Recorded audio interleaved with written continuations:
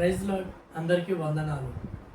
ఈరోజు యేసుక్రీస్తు ఒక మనిషి జీవితానికి వాళ్ళ ఇంటికి ఎలా రక్షణ ఇచ్చాడో ఆయన జీవితంలో చేసిన అద్భుతం గురించి తెలుసుకుందాం. వాక్యంలో చూస్తే లూకాసు వార్త 19వ అధ్యాయం 10వ వచనంలో నశించిన దాన్ని వెదక రక్షించుటకు మనిషి కుమారుడు వచ్చును అని ఉందన్నమాట.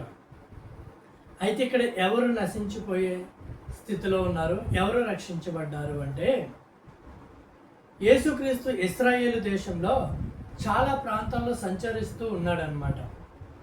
సంచరిస్తూ ఆయన రాజ్య సువార్తను ప్రకటిస్తూ ఉన్నాడు. ఈ రాజ్య సువార్తను ప్రకటిస్తూ ఉన్న సమయంలో ఆయన సంచరించే ప్రతి గ్రామంలో కూడా, ప్రతి పట్టణంలో కూడా అనేకమైన అద్భుతాలు జరిగిస్తూ ఉన్నాడు. రోగులను స్వస్థపరచడం, కుంటి వారిని నడిపించడం, గుడ్డి వారికి చూపునివ్వడం, ఇలాంటివి అనేకమైన అద్భుతాలు చేస్తూ ఉన్నాడు అనమాట. అదే సమయంలో ఇలాంటి అద్భుతాలు జరిగిస్తున్నప్పుడు ఏదైనా సాధారణంగా ఎక్కడైనా ఒక అద్భుతం జరిగింది అంటే అది మనుషుల ద్వారా ఒకరి ద్వారా ఒకరికి, ఒకరి ద్వారా ఒకరికి సంచరిస్తూ ఉంటుంది అనమాట. అలా సంచరించే సమయంలో చాలామందికి తెలిసింది, ఇలా నజరేయుడైన యేసుక్రీస్తు అంట అనేకమైన అద్భుతాలు జరిగిస్తూ ఉన్నాడట, రోగులను స్వస్థపరుస్తున్నాడు, కుంటి వారిని నడిపిస్తూ ఉన్నాడు, గుడ్డి వారికి కంటి చూపునిస్తూ ఉన్నాడు అని అందరికీ కూడా తెలుసుకున్నారు, అందరికీ అర్థమైంది. అయితే ఒకరోజు ఆయన ఎరికో పట్టణం గుండా ప్రవేశించబోతూ ఉన్నాడు. ఆయన ఎరికో పట్టణం వస్తున్నాడని ఆ ఎరికో ప్రాంత సంబంధుడైన జక్కయ్య అనే వ్యక్తి ఈ యేసు ఎవరో అని చూడగోరాడంట. అంటే అతను విన్నాడు, యేసు చేసే అద్భుతాల గురించి ఆయన విన్నాడు, చూడాలని అనుకున్నాడో. అక్కడ అందరూ కూడా గుంపు కూడిపోయారనమాట. సాధారణంగా గుంపుగా ఉంటే మనం కూడా ఏం చేస్తామండి, ఏదైనా చూడాలంటే ఇటు అటు ఎగరడం, అటు చూడడం, ఇటు చూడడం, లేకపోతే ఇలా కాలు ఎత్తి పైకి చూడడం చేస్తూ ఉంటాం. కానీ అతను పొట్టివాడంట, జక్కయ్య అనే వ్యక్తి పొట్టివాడు అవ్వడంతో ఏం చేశాడంటే ఒక మేడి చెట్టు కనిపిస్తే ఆ మేడి చెట్టు ఎక్కాడంట, యేసు ఎవరో చూద్దాము అని.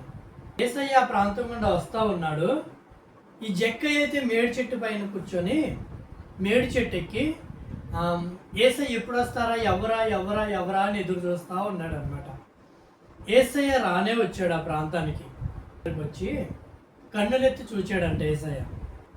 కన్నులెత్తి చూచి, జక్కయ్య త్వరగా దిగు, నేడు నీ ఇంట ఉండవలసి ఉన్నదని చెప్పాడు అనమాట.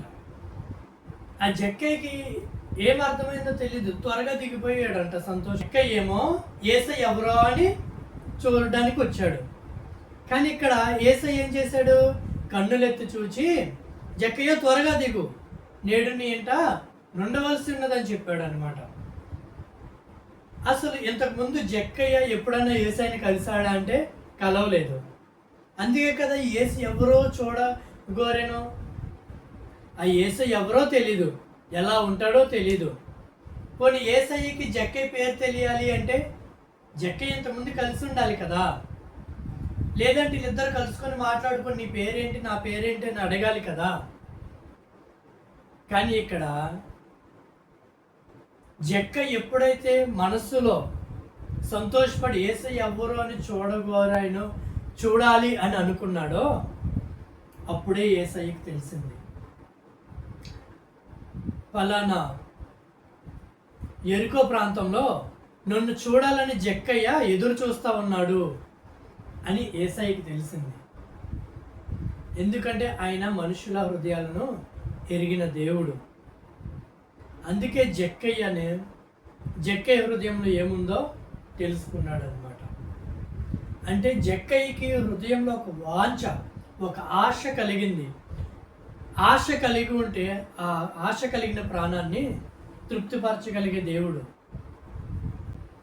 చూసారా, యేసయ్యకు ఎవరైతే ఆయన కొరకు ఆశ కలిగి ఉంటారో, వాంఛ కలిగి ఉంటారో ఆయనకి తెలుస్తుంది.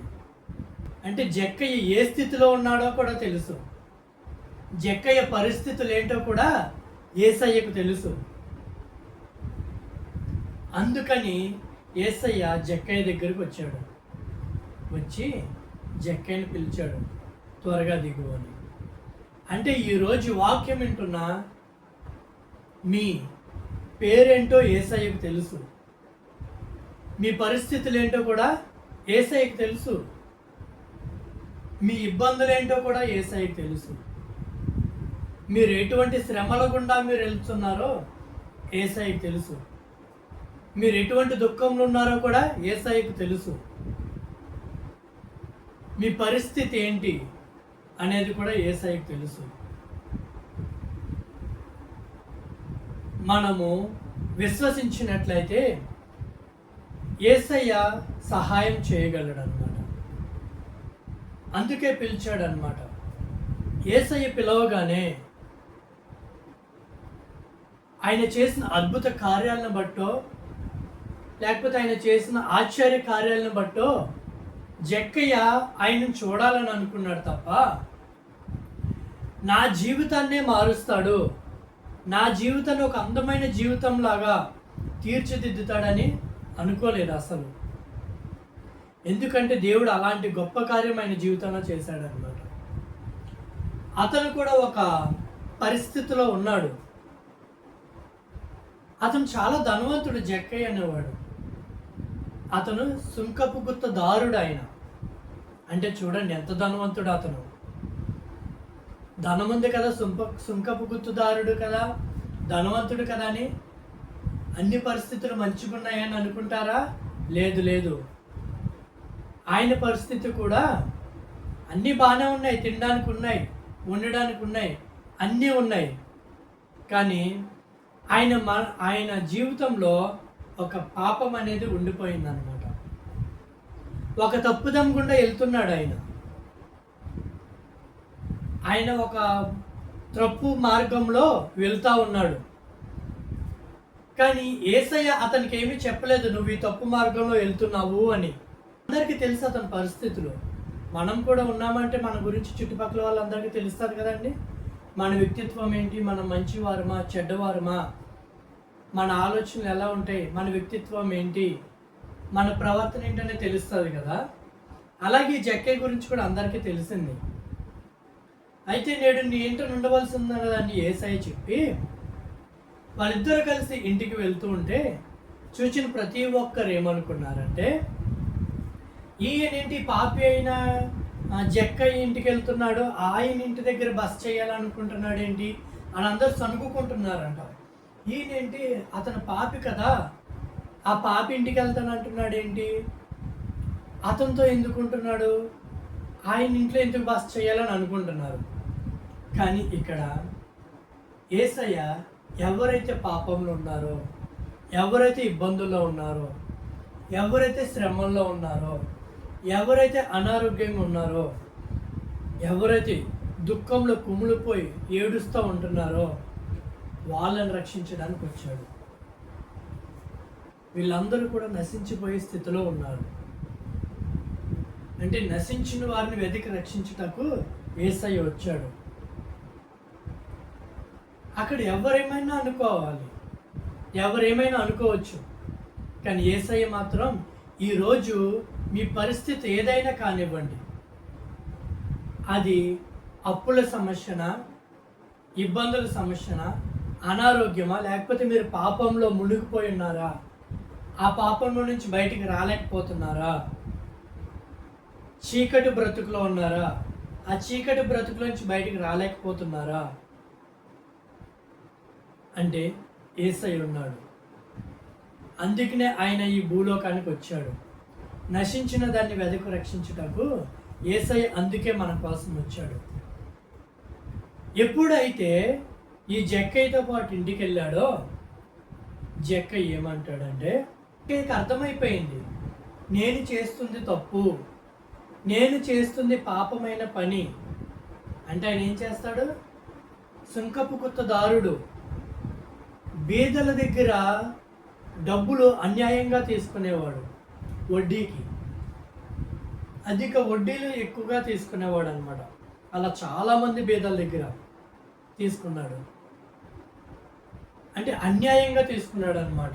తీసుకోవలసిన దానికంటే ఎక్కువ తీసుకున్నాడు. అది జక్కయ్యకి అర్థమైపోయింది.